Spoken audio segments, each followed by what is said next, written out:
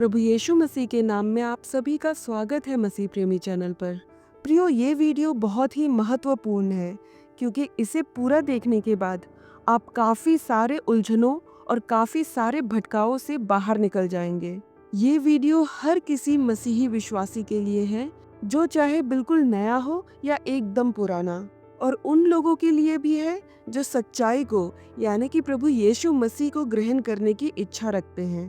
प्रियो, सबसे पहले मैं बात करना चाहूंगी ऐसे कुछ विषयों पर जो सही नहीं है, फिर भी उन्हें सही साबित करने की कोशिश की जा रही है, और ये कार्य और कोई नहीं बल्कि हमारे ही कुछ विश्वासी भाई बहन कर रहे हैं, जिनको आप सभी शायद रोज सुनते हैं। प्रियो, बीते दिनों मैंने ऐसे कुछ चैनल्स देखे जो क्रिश्चियन यानी कि मसीही चैनल्स हैं, पर उनके वीडियोस मसीही शिक्षा से बाहर है। संस्कृति के नाम पर सब कुछ जो मसीही जीवन में सही नहीं है करने की प्रेरणा देते हैं। कई वीडियोस मैंने ऐसे देखे जो ये शिक्षा दे रहे थे कि आप दशहरा मना सकते हैं, करवा चौथ कर सकते हैं, दिवाली मना सकते हैं, धनतेरस और छठ पूजा में भी हिस्सा ले सकते हैं, ताकि आप समाज और समाज की संस्कृतियों से अलग न हो जाए। पर बाइबल का यानी कि परमेश्वर का वचन कहता है, दूसरा कुरिन्थियों अध्याय 6 वचन 17 और 18 में, कि इसलिए प्रभु कहता है, उनके बीच में से निकलो और अलग रहो, और अशुद्ध वस्तु को मत छुओ, तो मैं तुम्हें ग्रहण करूंगा, और मैं तुम्हारा पिता होऊंगा और तुम मेरे बेटे और बेटियां होंगे। यह सर्वशक्तिमान प्रभु परमेश्वर का वचन है। प्रियो, वचन कहता है उनके बीच में से निकलो और अलग रहो। ये मैं नहीं, वचन कह रहा है। इसका ये अर्थ नहीं है कि आप उन रीति रिवाजों को फॉलो करने वाले इंसानों से अलग रहें, परंतु उनके रीति रिवाजों और उनके त्योहारों से अलग रहें, जिन्हें कि मसीह में आने से पहले आप खुद भी फॉलो किया करते थे, जो मूर्ति पूजा, शैतानी विधि विधान और भी कई अप्राकृतिक गतिविधियों से संबंधित है। और इन सब से अलग रहने के लिए परमेश्वर ने इसलिए कहा है ताकि आप अपने जीवन में दुष्ट आत्माओं के बंधन से, शैतान के फंदे से और परमेश्वर के खिलाफ पाप करने से बच जाएं। बाइबल में कई सारे वचन आपको मिल जाएंगे जो आपको ये बताएंगे कि आपको परमेश्वर ने चुन लिया और संसार से अलग किया है। तो आखिर संसार के रीति रिवाजों में शामिल होने की शिक्षा क्यों दी जा रही है कुछ मसीही भाई बहनों द्वारा? कुछ वीडियोस में तो मैंने ऐसा भी कहते सुना कि पेड़ पौधे उखाड़ कर फेंक दो तो आशीष आएगी। कुछ कहते हैं कि खाना ऐसे खाओगे तो दुष्ट आत्मा आएगी, बीमारी आएगी। कुछ कहते हैं कि पानी को लेकर प्रार्थना करके उसे पी लो तो आशीष आएगी। और एक वीडियो में तो मैंने ये भी सुना कि अगर प्रार्थना के दौरान आपको रोना आए तो आप दुष्ट आत्मा के प्रभाव में हैं, और आप अपने चारों ओर पवित्र कैंडल लगाकर प्रार्थना करें। अब ये पवित्र मोमबत्ती कहाँ ढूंढने जाएंगे हमारे विश्वासी भाई बहन?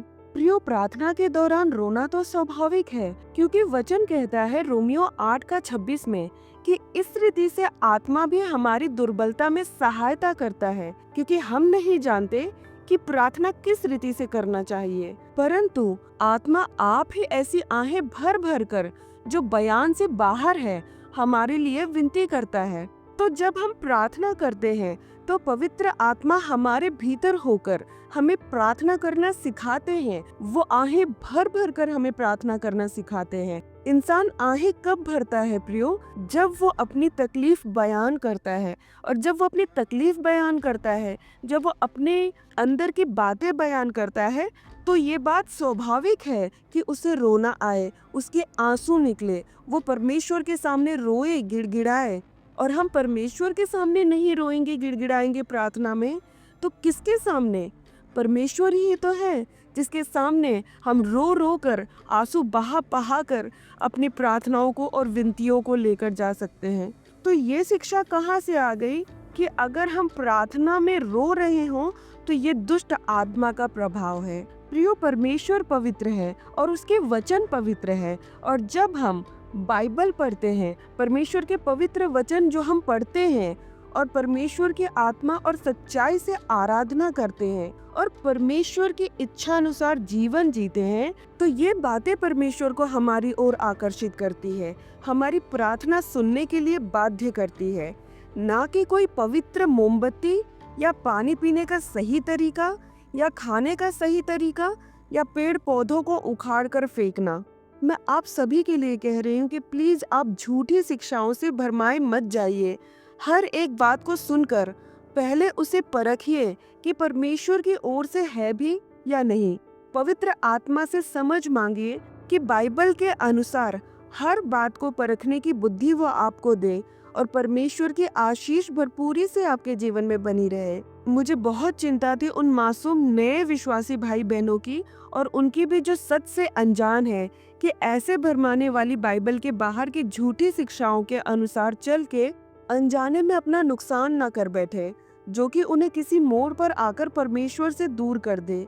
इसलिए मैं आप सभी से हाथ जोड़कर निवेदन करती हूँ प्रियो कि बाइबल को अच्छे से पढ़ें और उसे अपने जीवन का आधार बनाएं।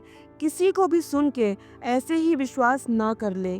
प्रियो, मेरी आने वाली वीडियो एक सामर्थ्यशाली प्रार्थना है जो आपके जीवन में एक बड़ा बदलाव लाएगी, मुझे पूरा विश्वास है। तो आप सभी से मेरी विनती है कि मेरी सेवकाई को प्रार्थना में रखें ताकि मैं उस वीडियो को वैसे ही आप तक पहुंचा पाऊं जैसे कि परमेश्वर चाहे और वो आपके लिए बहुत आशीषित साबित हो। प्रियो, इस वीडियो को अधिक से अधिक शेयर कीजिएगा ताकि हर मसीही जो इन बातों से अनजान है उन तक ये जानकारी पहुंच सके और वो सावधान हो जाएं। मेरे साथ इस वीडियो में अंत तक बने रहने के लिए आप सभी का मैं दिल की गहराई से धन्यवाद करती हूँ। प्रभु यीशु मसीह की आशीषें और बरकतें आप सभी के जीवन में हमेशा बनी रहे। प्रभु यीशु मसीह के नाम में आमीन। जय मसीह की।